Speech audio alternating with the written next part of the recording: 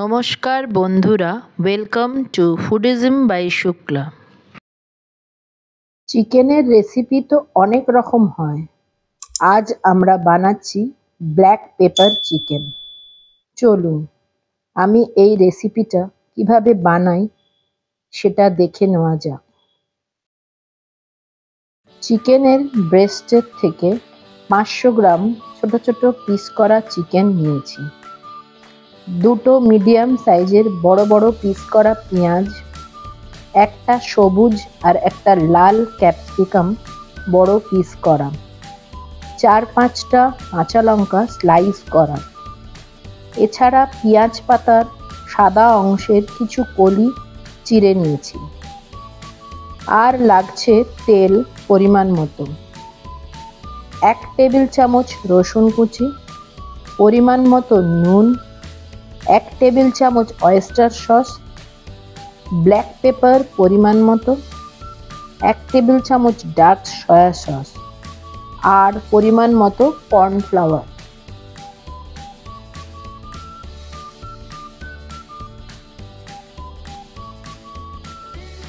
প্রথমে চিকেনের পিসগুলো ভালো করে ধুয়ে জল ঝরিয়ে একটা পাত্রে নিতে হবে।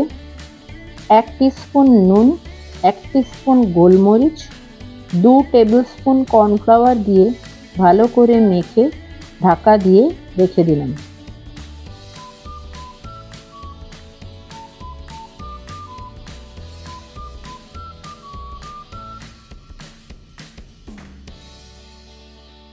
কড়াইতে তেল দিয়ে গরম হলে চিকেনের পিসগুলো দিয়ে হালকা করে ভেজে তুলে নিতে হবে।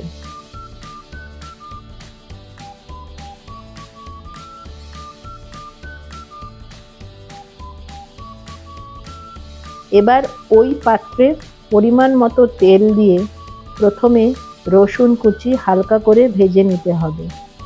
কাঁচা গন্ধ যাওয়ার পর পেঁয়াজের টুকরোগুলো দিয়ে কিছুক্ষণ নাড়াচাড়া করার পর ক্যাপসিকামের টুকরোগুলো হালকা করে ভেজে নিতে হবে।